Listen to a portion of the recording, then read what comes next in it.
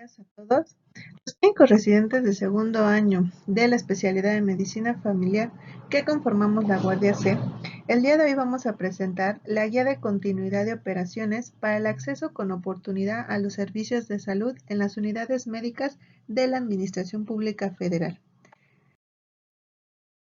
Los objetivos de la presente guía son: número 1. Promover el acceso con oportunidad a los servicios de salud a través de medidas preventivas y de protección a la salud para limitar posibles contagios por COVID-19. Otro de estos objetivos es fomentar de manera ordenada el retorno a los servicios en las unidades médicas, llámese unidades de medicina familiar, centros de salud, hospitales, todas aquellas unidades donde hay una atención médica. Siguiente objetivo: recuperar camas y servicios de dichas unidades y redistribuir los recursos humanos, equipo, insumos que se fueron destinados a la atención de pacientes por infección respiratoria aguda grave ocasionada por COVID-19. Este día nos establece que la periodicidad de evaluación para la reconversión versus recuperación de camas y servicios de las unidades médicas debe ser por lo menos cada 2 semanas. En la siguiente tabla vemos la estimación del porcentaje de camas factibles según la semaforización. Por ejemplo, si estuviéramos en un semáforo rojo, el porcentaje es de 0 a 20%.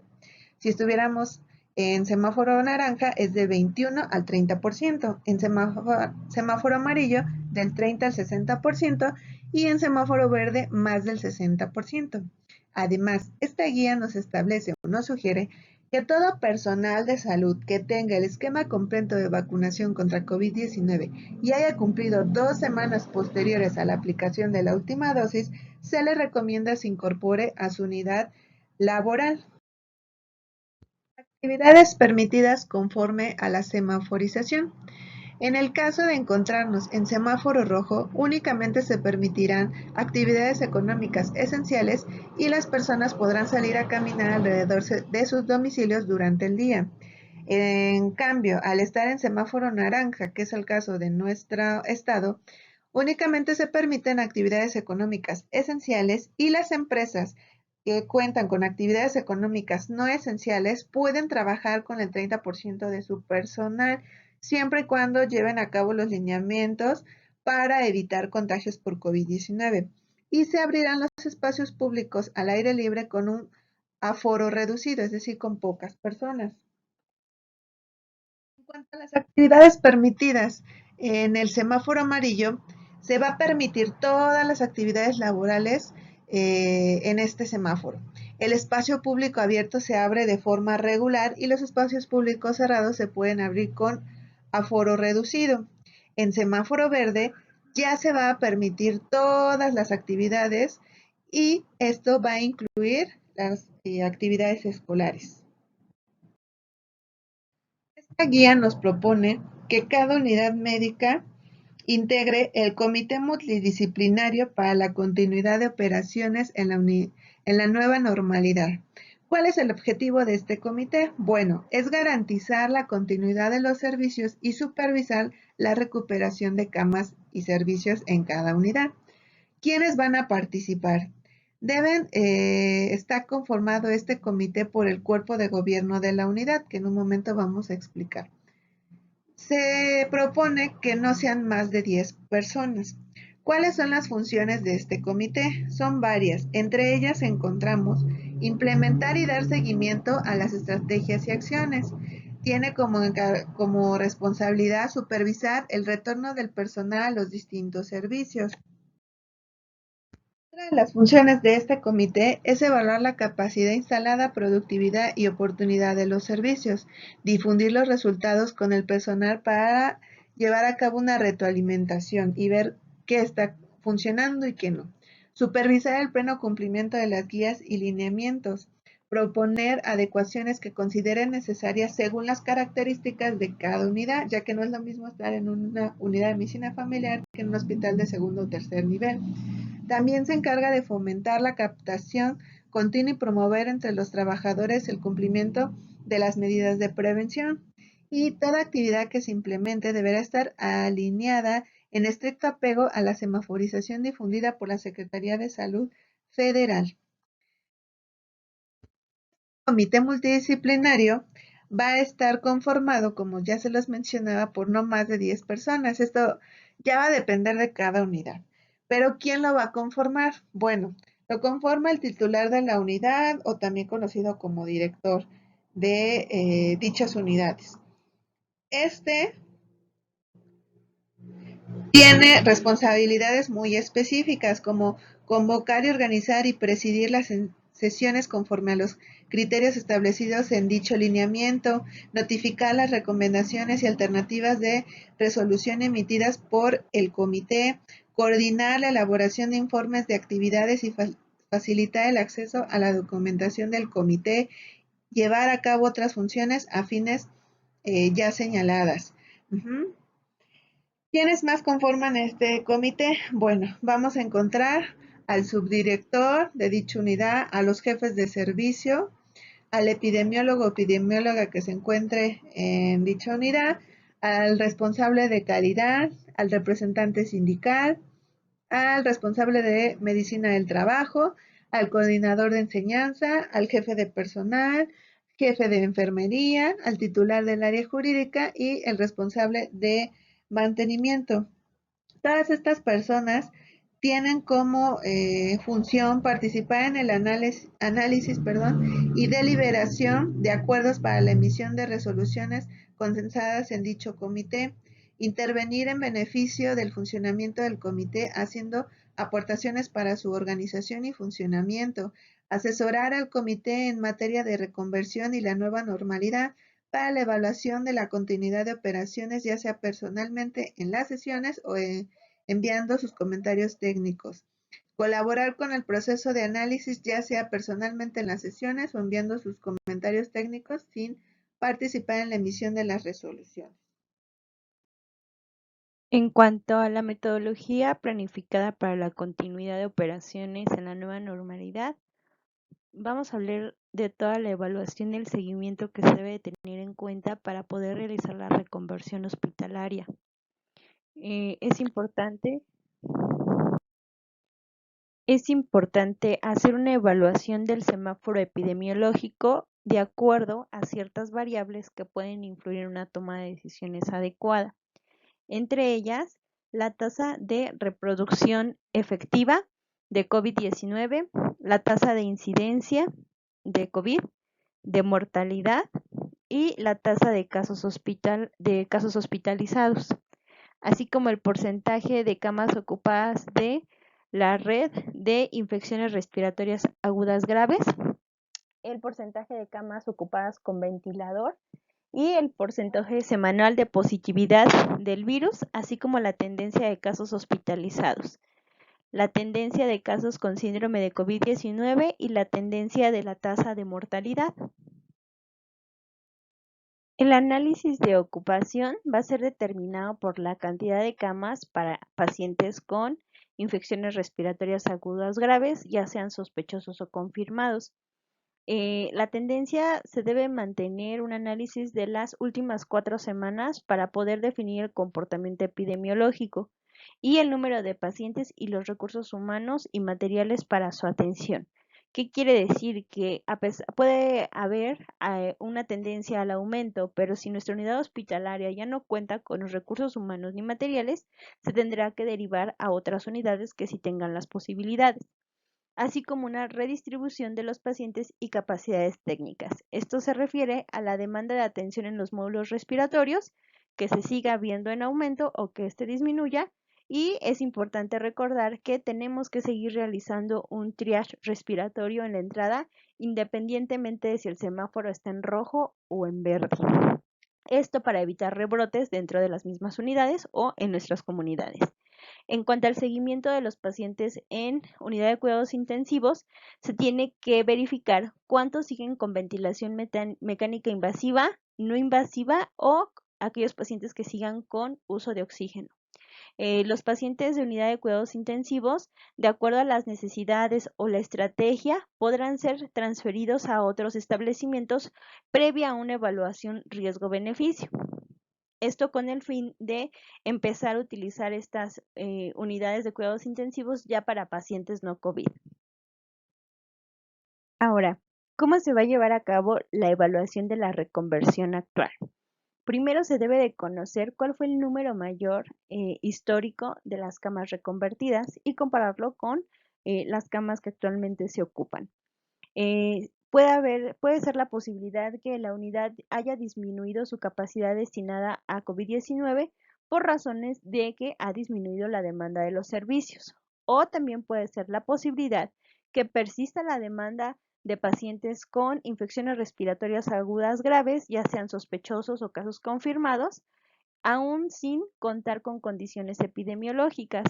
Puede ser que siga estando presente la demanda, que no contemos con las condiciones epidemiológicas, pero las necesidades del hospital sean mayores a querer atender ya pacientes no COVID. Y también puede haber otra tendencia, que no haya una disminución en la capacidad por persistencia de la demanda de los pacientes con infecciones respiratorias agudas graves. Quiere decir que puede o aumentar la demanda o disminuirla, pero realmente va a depender de las capacidades económicas, administrativas y de recursos humanos con que cuente la unidad. Y hay que recordar que hay que mantener el 30% de la disponibilidad de las camas, esto de forma mínima, ya sea en camas generales o camas de terapia. Esto con el fin de estar preparados en dado caso que se requiera nuevamente la ocupación de estas camas posterior a un pico epidemiológico.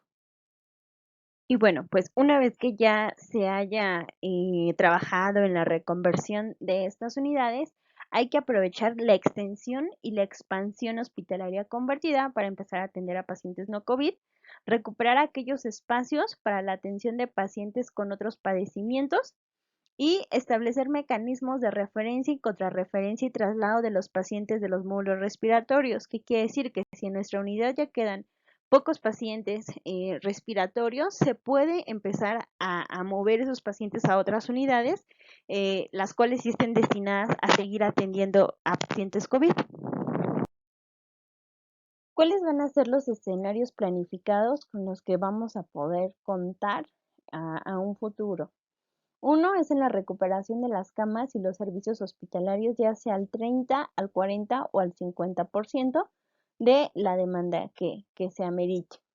Las últimas áreas que van a requerir una intervención van a ser aquellas que se haya aportado una inversión económica importante y que anteriormente tenían otras funciones, por ejemplo, salas de esperas, pasillos. Son las últimas áreas que se van a poder reconvertir debido pues que a que se hizo una inversión económica en ellas. Si no son de alta demanda en la unidad, pues se pueden seguir dejando disponibles para seguir viendo pacientes COVID si se requiriera a futuro. Si realmente sí son áreas que se pueden utilizar para otros servicios, entonces pues sí se van a tener que reconvertir, pero van a ser las últimas que se van a poder cambiar.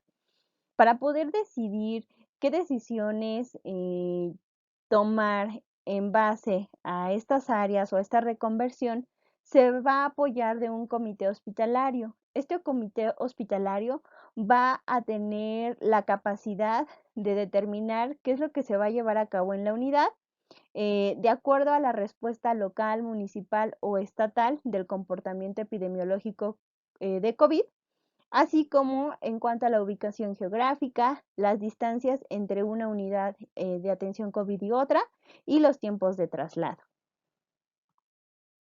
Esta implementación debe ser sistematizada y con una toma de decisiones con una periodicidad cada 2 semanas, así como una evaluación semanal, y esto va a ser de acuerdo a las condiciones del semáforo. Hay que recordar que el porcentaje de recuperación de las camas va a ser factible en semáforo rojo del 0 al 20%, en semáforo amarillo intenso del 21 al 30% y de amarillo un poco más claro del 30 al 60%. Verde va a ser aquellas número de porcentaje de camas disponibles mayor al 60%. Ya, ok. Bueno, ahora vamos a hablar sobre los ejes centrales de la atención médica y los nuevos lineamientos para el nuevo regreso del Instituto Mexicano del Seguro Social. Los ejes centrales se dividen en 4 criterios o puntos, los cuales son los criterios de continuidad de los servicios médicos, los cuales se enfocan en la priorización de servicios, criterios técnicos e intercambio de servicios. En la estrategia de promoción de la salud y prevención de enfermedades, donde viene la salud física y mental, protección a la salud y acciones a la prevención y atención a personas en condiciones de vulnerabilidad. Insumos y equipo de protección personal para todo el personal de salud y la reorganización de los recursos humanos para la atención tanto de pacientes COVID graves, no graves, el cambio temporal de adscripción y la determinación por invalidez. Ahora, vamos a hablar sobre el eje número 1, que son los criterios de continuidad. Este hace énfasis primero en la priorización de los servicios, cómo se va a distribuir el trabajo tanto en primero, segundo y tercer nivel. Los criterios técnicos para la prestación de los servicios médicos, aquí viene todo lo de radiología, laboratorios y cómo se va a distribuir el material, y el intercambio de servicios entre instituciones públicas para el apoyo de pacientes críticos de COVID y no COVID.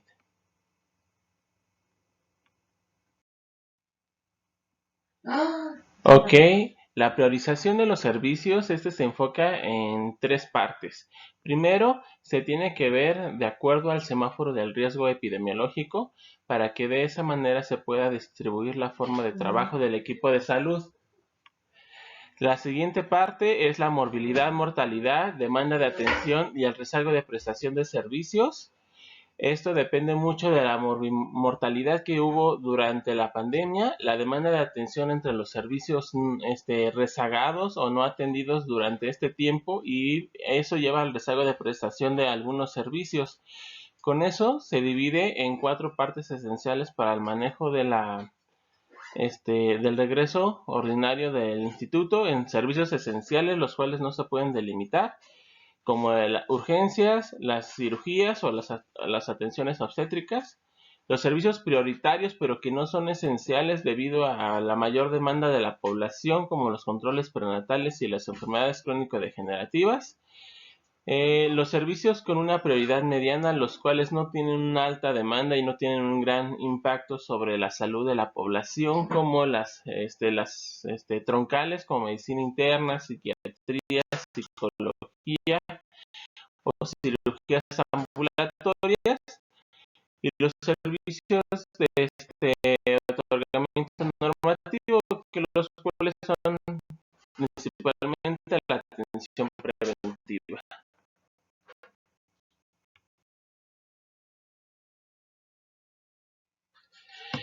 Ahora, y como última parte de este segmento son los servicios de apoyo. Estos son muy necesarios porque son el aporte de pacientes clínicos críticos como el hemodiálisis, la inhaloterapia, servicios de oxígeno, banco de sangre y servicios de nutrición parenteral. Las clínicas de displasia, de oncología, solamente cuando estén muy rezagados de la consulta se va a atender. Además de los programas de diálisis, solamente en pacientes con diálisis ya programada se va a continuar con el manejo, y los que son de diálisis de nuevo inicio, intentar con tratamiento médico rezagar lo más que se pueda para disminuir la carga de trabajo de los servicios. Y los que se tratará de evitar o disminuir la cantidad de gente y recursos son como las estrategias educativas, al menos durante el tiempo de la pandemia. Ahora, con relación a los criterios técnicos para la prestación de servicios médicos, primero están los grupos de servicios esenciales. Aquí se dividen en 3 partes, que estos no se pueden interrumpir sin importar el semáforo y la condición médica que se encuentre en la unidad hospitalaria. Primero son toda actividad en la cual esté en riesgo la vida del paciente, por lo cual las cirugías de urgencia, el servicio de urgencias, observación, hemodiálisis no se pueden suspender. Todas las terapias de soporte como diálisis, hemodiálisis, manejos de nutrición parenteral no se pueden suspender, y obviamente los servicios de COVID, tanto urgencias respiratorias como el piso, no se pueden suspender. Los prioritarios no esenciales aquí se dividen en tres partes. Cuando el semáforo esté en rojo, va a haber una apertura menor al 25% con solamente los servicios esenciales que puedan en riesgo a la vida del paciente. En semáforo naranja va a haber una apertura del 25%. Una apertura del 25%, donde también se van a incluir los servicios con una alta demanda por el rezago. En amarillo será el 50%, ya se incluye además la atención completa en servicios básicos en primer nivel, como nutrición, y la prestación de servicios como oxígeno, además de los servicios de apoyo de diagnóstico y terapéutico como rayos X y laboratorios, los cuales siempre tendrán que estar disponibles para los grupos de servicio esencial y disponer de entre el 25 y el 50% de sus recursos en caso de que sea necesario a los demandados por rezago. La consulta externa y de especialidades solamente llegará en caso de que esté en semáforo amarillo o verde, o que la ocupación de piso COVID esté inferior al 30%.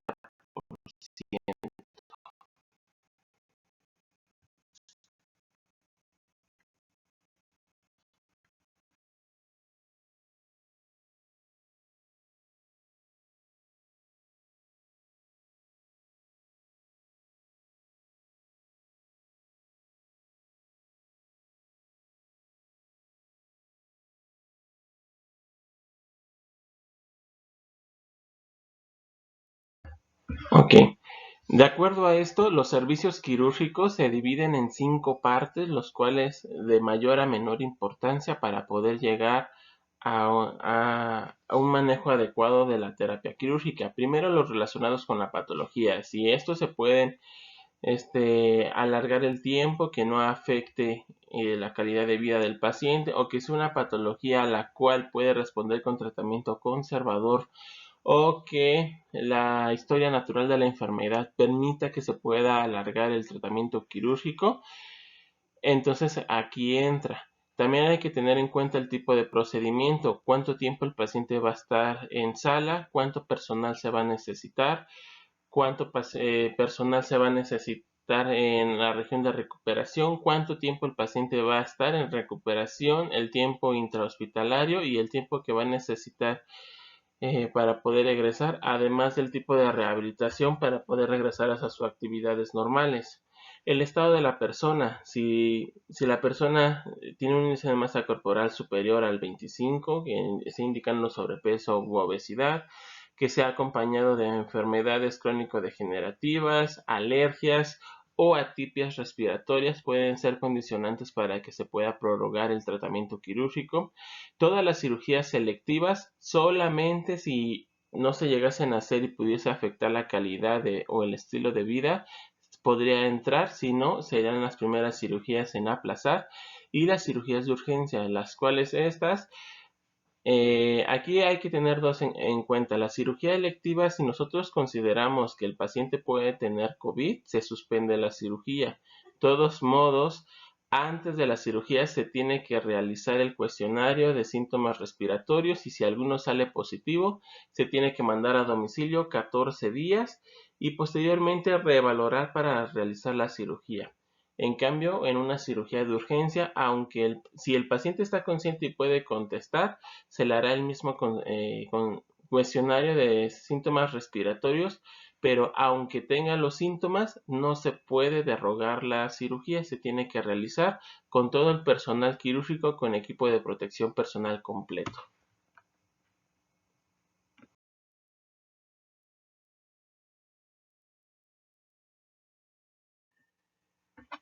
Intercambio de servicios entre instituciones públicas.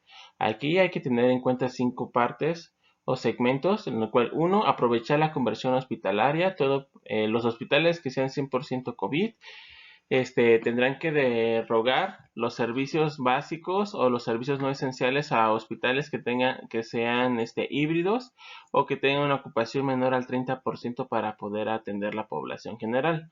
La disponibilidad de pacientes con problemas respiratorios. Siempre la área de COVID va a estar disponible y aunque el hospital no tenga pacientes respiratorios, siempre va a dejar por lo menos el 30% tanto de recursos como de personal humano para la atención de estos pacientes. Mecanismos eficientes de referencia médica en los cuales se va a delimitar o disminuir los topes o paredes que puedan evitar el traspaso de pacientes a otras instituciones. El intercambio de servicios de salud en los cuales si algún hospital cuenta con algún servicio el cual, aunque no sea del mismo rubro, lo cuente, tratar de solicitar la referencia para su atención y el uso de unidades móviles para poder llegar a lugares más alejados de la población y poder realizar las actividades básicas de atención de salud. Ahora, el siguiente parte es el eje 2, estrategias de promoción y prevención de enfermedades. Aquí se divide en tres partes: promoción de la salud, atención diferenciada a personas vulnerables y la protección a la salud y precauciones sanitarias. Con relación a la promoción de la salud, todo el personal, incluido en los tres niveles de atención, principalmente en el primer nivel, tiene que hacer énfasis en esta parte con la alimentación, el ejercicio, el buen sueño y el plato del buen comer, además de la actividad física y controlar todos los vicios, principalmente alcohol, cigarro, drogas y los alimentos chatarra. Además, una de las cuestiones fuertes de esta parte es la estrategia APS-1, la cual se encarga de indicar todos los estándares que tiene que realizar cada uno de los niveles de atención para la atención de pacientes COVID, recordando que esta es una actividad esencial que no se va a suspender a pesar de que el semáforo cambie a rojo, amarillo, verde o amarillo. Otra de las cuestiones principales que hay que tener en cuenta y que no se están viendo en todo el documento es la salud mental de los trabajadores de la salud. Aquí nosotros tenemos que tener en cuenta que es muy importante la alimentación, teniendo las 3 comidas al día. Hay que procurar que el personal de salud por lo menos duerma de 6 a 8 horas diarias, que realice actividades físicas, porque esto puede caer en estrés postraumático o estrés agudo, que puede llevarnos a una depresión mayor durante el periodo de pandemia, además del personal de salud caer en el síndrome de burnout por agotamiento y cansancio durante las estancias y el trabajo en pacientes con COVID y no COVID. Una de las cuestiones que nosotros enfocamos es que el Instituto Mexicano del Seguro Social pone 5 opciones para el manejo y atención de pacientes con problemas de salud mental, como en el Instituto Nacional de Psiquiatría de Ramón de la Fuente Muñiz, el Hospital Psiquiátrico Fray Bernardo Álvarez, a través de la página de internet coronavirus.gov.mx Salud Mental y los servicios similares ofrecidos en cada entidad federativa e instituciones. Y ahora vamos a hablar sobre la protección a la salud, prevención de enfermedades y control de infecciones. Primero, en todas las instancias de atención a la salud se va a tener un control de ingreso y egreso con la utilización de alcohol gel, lavado de manos, la limpieza tanto de entrada como salida por parte del personal de servicios básicos cada 2 o cada 3 horas dependiendo de la concurrencia de las personas. Hay que tener una higiene de manos en la cual va a ser de 20 a 40 segundos dependiendo si se utiliza agua y jabón o alcohol gel al 70%. Una higiene respiratoria con el uso de cubrebocas y el estornudo con etiqueta. El distanciamiento de seguridad de 1.5 a 2 metros dependiendo de la cantidad de gente y lo concurrido de las personas. Y la limpieza y desinfección de áreas, que esta se debe de realizar de cada 2 a cada 4 horas dependiendo de la cantidad y el tipo de pacientes con el cual se esté manejando. Continuando con el tema, vamos a hablar del eje 3, el cual abarca insumos y equipo de protección personal, en donde se menciona que las unidades médicas y unidades administrativas deberán gestionar y asegurar de manera oportuna el suministro de insumos. Esto es con los equipos de protección personal, los cuales deben de ser de calidad para poder garantizar una adecuada utilización en la operación de las actividades y poder brindar confianza y seguridad a los trabajadores. Esto es conforme a las guías y a los lineamientos vigentes. En este apartado también se menciona que es indispensable mantener la capacitación en el uso, reuso, retiro y desecho del equipo de protección personal, así como también de las medidas de bioseguridad con enfoque preventivo. También en el programa de higiene de manos, en el mecanismo de transmisión, así como en el fortalecimiento de los procesos de prevención y control de infecciones.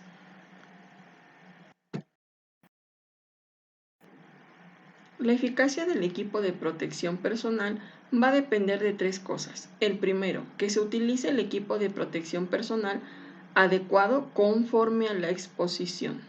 El segundo, el personal debe estar instruido sobre cómo colocarse y quitarse correctamente el equipo de protección personal. Y por último, el personal debe cumplir con el resto de las medidas de prevención y de control.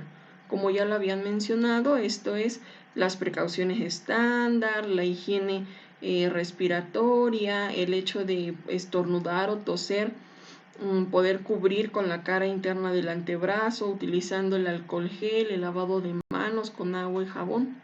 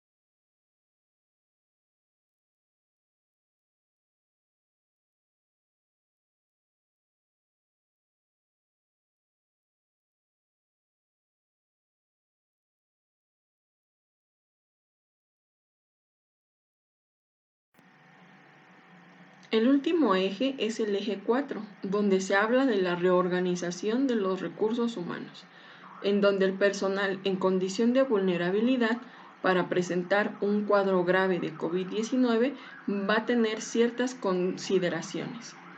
Para esto es importante conocer a qué se le nombra una persona trabajadora en condición de vulnerabilidad, y se va a definir como aquella que por sus condiciones de vida va a ser susceptible de sufrir o desarrollar una complicación por COVID-19.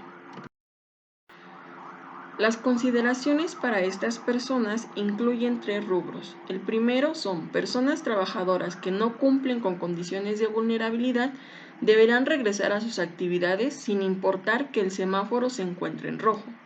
Las personas trabajadoras que sí cumplan con las condiciones de vulnerabilidad y trabajan en áreas COVID se reincorporarán en semáforo amarillo en áreas no COVID y en semáforo verde pasarán a su área de adscripción. Y el último, las personas trabajadoras que sí cumplen con las condiciones de vulnerabilidad se reincorporarán a partir de semáforo amarillo a áreas no COVID, excepto lactancia, que se incorpora al final del periodo de incapacidad por maternidad, en cualquier color de semáforo. Y las áreas de cáncer con quimioterapia se va a incorporar hasta semáforo verde. La guía de continuidad de operaciones también habla sobre el personal vacunado en condición vulnerable. Bueno, estos trabajadores que hayan estado en resguardo pero se hayan vacunado contra COVID-19 van a poder retomar sus actividades laborales 14 días después de haber completado el esquema de vacunación. Y mencionar algo importante, sin importar el semáforo epidemiológico en el que se encuentre su unidad laboral. Y en las consideraciones del personal que se encuentre en condición vulnerable, también tienen algunos rubros importantes, como es el cambio temporal de adscripción, en donde se podrá realizar una solicitud del cambio de adscripción de acuerdo a lo que le favorezca. El segundo es el dictamen por invalidez, donde se podrán otorgar dos tipos de incapacidades. La primera incapacidad sería temporal, conocida como licencia médica, y el segundo sería una incapacidad permanente, dictaminación por invalidez. El tercero, pues, es el incentivo para la jubilación, en donde los adultos mayores de 65 años que cumplan con los requisitos van a poder iniciar su trámite de jubilación, y menciona que se les debe de brindar todas las facilidades para poder realizar su trámite correspondiente. Y pues con esto terminaríamos la exposición. Gracias por su atención.